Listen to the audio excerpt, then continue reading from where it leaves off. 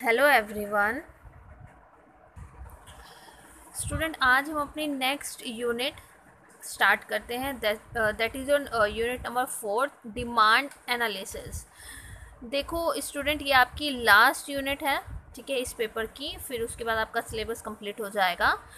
तो बहुत छोटी सी यूनिट है, इंटरेस्टिंग है, और सबसे अच्छी बात ये है कि इसमें जनरल चीज़ें हैं जो हम डेली लाइफ में देखते हैं, तो इसलिए ये यूनिट हमें बहुत इजीली समझ आ जाती है। और ये जो यूनिट है आपकी ऑलमोस्ट इसमें थ्योरी ही है, एग्जाम्पल्स और न्यूमेरिकल्स इसमें इतने ज़्यादा नहीं है। ज़्यादा से ज़्यादा एक या दो ही होंगे, उससे ज़्यादा नहीं है। तो थोड़ा इंटरेस्टिंग है, आप ज़रा इसको देखो। आज हम ये यूनिट स्टार्ट करते हैं। आज मैं इस लेक्चर में आपको बस एक इंट्रोडक्शन ही दूंगी इस यूनिट का, ठीक है। देखो, चैप्टर है डिमांड एनालिसिस। डिमांड एनालिसिस क्या होता है? देखो, वो बोल रहा है the demand for a particular commodity means the quantity of a commodity which one acquires or is willing to acquire at a given price. देखो, डिमांड का मतलब क्या है कि किस चीज़ की ज़्यादा डिमांड है, किस चीज़ की कम डिमांड है, ठीक है ना। देखो, हम मार्केट में क्या करते हैं कि हम कोई भी पर्टिकुलर आइटम की बात करें, अपनी कमोडिटीज़ की अगर हम बात करें, तो हम ये देखते हैं कि किस चीज़ की सबसे ज़्यादा डिमांड है, किस चीज़ की कम डिमांड है। तो डिमांड के अकॉर्डिंगली ही क्या करते हैं सब अपनी अपनी जैसे डिपार्टमेंटल स्टोर हो गए या फिर कॉस्मेटिक शॉप्स हो गई, कोई भी हमारी शॉप्स होती हैं, वो सब क्या करते हैं, वो ये ध्यान रखते हैं कि कौन कौन सी चीज़ें ज़्यादा हमारी मार्केट में डिमांडिंग में हैं, उसी के अकॉर्डिंगली ही वो सब चीज़ों को अपने शॉप्स पर लेकर आते हैं। तो क्लियरली देखो, वो हमें कह रहा था demand for a commodity depends on the number of factors. जो डिमांड होती है कमोडिटी की, वो किस पर डिपेंड करती है? नंबर ऑफ फैक्टर्स पे, जैसे कि उसकी प्राइस पे, ठीक है ना। किसी भी चीज़ की डिमांड कैसे बढ़ती है? देखो, अगर मैं मान लीजिए मैं बोल रही हूँ कि मुझे एक काजल परचेज करना है, तो हम मोस्टली क्या करते हैं, आजकल सबको पता है कि हम लड़कियाँ ये सोचती हैं कि अगर हम काजल ले रहे हैं या तो मेबलिन का ले या फिर आइकॉनिक का ले। तो हम ये दोनों ही क्यों मोस्टली प्रेफर करते हैं? क्योंकि हमें पता है कि ये प्राइस अगर इसका देखा जाए दोनों का बिल्कुल ठीक है, ठीक है। और अगर हम इनको यूज़ करते हैं तो ये स्मर्ज नहीं होता, फैलता नहीं है, लॉन्ग टाइम तक वो थोड़ा स्टे रहता है आँखों में। तो हम ये काफ़ी सारी चीज़ें देखते हैं।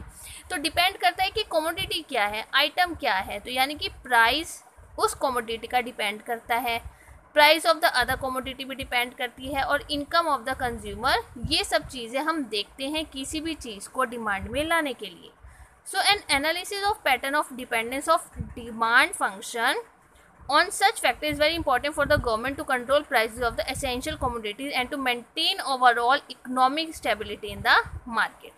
तो जो हम इस एनालिसिस यानी कि इस चैप्टर में पढ़ना चाह रहे हैं, डिमांड एनालिसिस में, हमने इसमें ये पढ़ना है कि अगर किसी भी चीज़ की डिमांड मार्केट में हो रही है, ठीक है ना, तो हमने ये चीज़ देखनी है कि उस चीज़ में अगर प्राइस ज़्यादा हो रहे हैं या लोग उसको परचेज़ नहीं कर पा रहे हैं, लेकिन उस चीज़ की डिमांड ज़्यादा है, तो गवर्नमेंट को उस चीज़ को कैसे कंट्रोल करना चाहिए, उसकी प्राइस को कैसे कंट्रोल करना चाहिए और कैसे मेंटेन करना चाहिए हर एक चीज़ को, economic stability in the market. So as every government these days has to formulate some economic policy in order to have a balanced economic structure in the country, so the subject matter of demand analysis has gained considerable importance. तो आजकल के time में आप लोगों को भी पता है कि गवर्नमेंट को ये सब चीज़ों को बैलेंस करके चलना बहुत ज़रूरी होता है. So now the demand analysis deals with the following two important aspects of the economic statistic. जो डिमांड एनालिसिस है आजकल वो टू इंपॉर्टेंट एस्पेक्ट पे बात कर रही है. क्या? To study the relationship between the demand and the market price on the basis of market data. कि हमें ये देखना है कि रिलेशनशिप क्या है, एक तो डिमांड में और एक हमारी मार्केट प्राइस में. Secondly, to study the relationship between the demand and income of the consumer on the basis of the family budget data. कि देखो, एक तो होता है कि किसी चीज़ की डिमांड बहुत ज़्यादा है, ठीक है, लेकिन हम उसे परचेज़ नहीं कर सकते, सैलरी इतनी ज़्यादा नहीं है, मैं परचेज़ ही नहीं कर पाऊँगी. तो वो भी हमें देखना पड़ता है हमारी फैमिली बजट के accordingly. So according to the section 4.2 introduce, Carnot law of supply and the demand, price elasticity of supply and demand, and the partial cross elasticities of demand are considered in section number this and this. वो हमें यहाँ पे बता रहे कि जो sections है ना हमारे, इन सब में हमें ये सब कुछ चीज़ें देखनी है, उन सब चीज़ों में ये हमारा डीपली क्या होगा, डिफाइन होगा. So the next section consider the method of determining demand and supply curves from the family budget data and the time series data. बेटा ये जो सारी थ्योरी लिखी हुई है ना, इस थ्योरी में सिर्फ हमें वो ये बता रहे हैं कि हमने इन दोनों टॉपिक्स को आगे जो फर्दर पढ़ना है, जो ब्रीफली पढ़ना है, और डिमांड और सप्लाई को, डिमांड एनालिसिस को, वो हम इन टॉपिक्स में आगे फर्दर ब्रीफली पढ़ेंगे.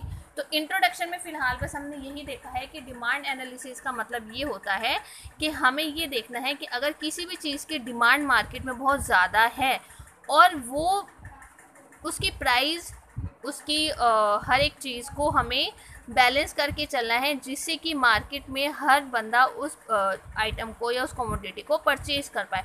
आइदर वो एसेंशियल नीड्स भी हो सकती हैं, कॉस्मेटिक आइटम्स भी हो सकती हैं, कुछ भी हो सकती हैं. ज़रूरत हर एक चीज़ की हर एक को होती है, तो वो हर एक चीज़ को गवर्नमेंट को ये कंट्रोल करना है कि मार्केट में हर एक चीज़ थोड़ा बैलेंसिंग में रहे.